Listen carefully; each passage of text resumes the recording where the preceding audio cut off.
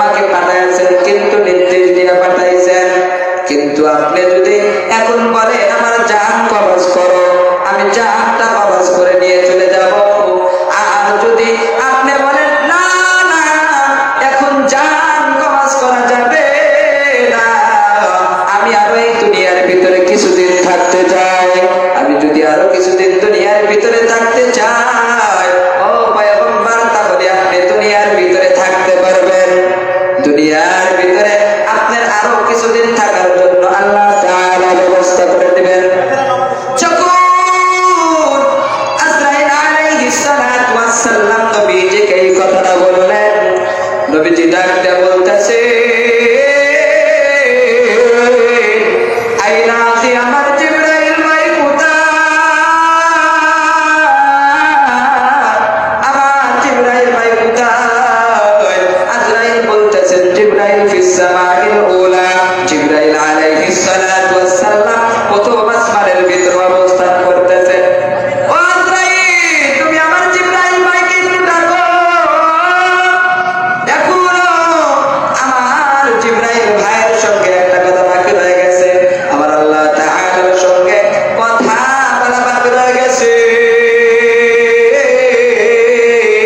সঙ্গে সঙ্গে আজরাইল আলাইহিস সালাতু ওয়াস সালাম জিবরাইলকে বললেন, ও জিবরাইল ভাই, তোমাকে তোমার সাথে একটু নবী সাক্ষাৎ করতে চাই।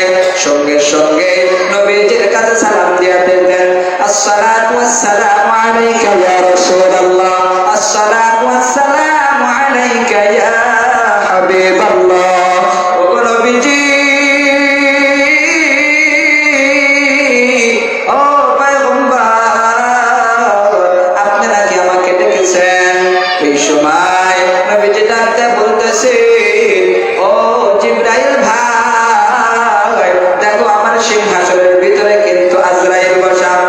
আমি যদি এখন অনুমতি দেই, সঙ্গে সঙ্গে আমার জানটা কবজ করে নিয়ে চলে যাবে, কিন্তু আমি নবী তো ততক্ষণ পর্যন্ত তার কবজ করার অনুমতি দেব না। এখন আমার সাথে আল্লাহ তাআলার একটা কথা বাকি রয়ে গেছে, এখন আমার একটা কথা আল্লাহ তাআলার সঙ্গে বাকি রয়ে গেছে। তুমি একটু আল্লাহর কাছে চলে যাও। কি বলতেছেন? তুমি একটু আল্লাহর কাছে চলে যাও। এবার এই কথাগুলো শুনে মিট মিট মিট মিট করে কনগুন করে কান্না করতেছেন জিবরাইল আমিন এরকম ভাবে কান্না করতেছেন। নবীজি ডাকতে বললেন, ও জিবরাইল, তুমি কেন কান্না করো? জিবরাইল বলে, ও পয়গম্বর, আমি কান্না করি রে পয়গম্বর,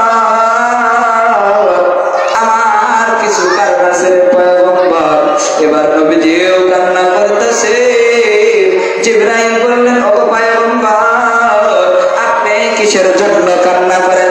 আপনি যখন রবের মুলাকাতে চলে যাবেন, আপনার তো কোনো টেনশন নাই। ও পয়গম্বর, সঙ্গে সঙ্গে আপনাকে আল্লাহ তাআলা জান্নাত দান করবেন। তাহলে আপনি কিসের জন্য কান্না করেন?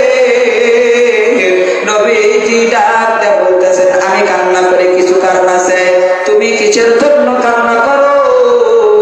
তুমি আমার কাছে একটু বলে দাও। জিবরাইল আলাইহিস সালাতু ওয়াস সালাম ওই পয়গম্বরকে ডাকতে বলতেছে, ও পয়গম্বর, আমাকে আল্লাহ তাআলা নিযুক্ত করেছেন ওহী নিয়ে যাওয়ার জন্য। ওহী নিয়ে যাওয়ার জন্য আমাকে আল্লাহ তাআলা প্রেরণ করেছেন 1,24,000 পয়গম্বর।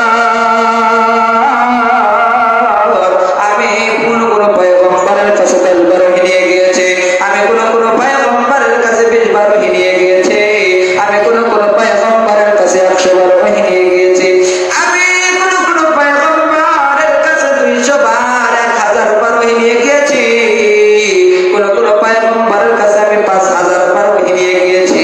কিন্তু নবীজি, আপনি এমন একজন নবী, আপনার কাছে আমি 10,000 15,000 বছর পর ওহী নিয়ে আসি নাই। ও নবীজি, আপনার কাছে আমি জিবরাইল আমিন পুরা 24,000 বছর পর ওহী নিয়ে এসেছি। আল্লাহু আকবার। এটা নবীর উম্মতের দল। এই জন্য আমি আর আপনার কাছে ওহী নিয়ে আসতে পারবো না, এই জন্য আমি কান্না করতেছি। এবার জিবরাইল আলাইহিস সালাতু ওয়াস সালাম মনের ভাব প্রকাশ করে দিলেন।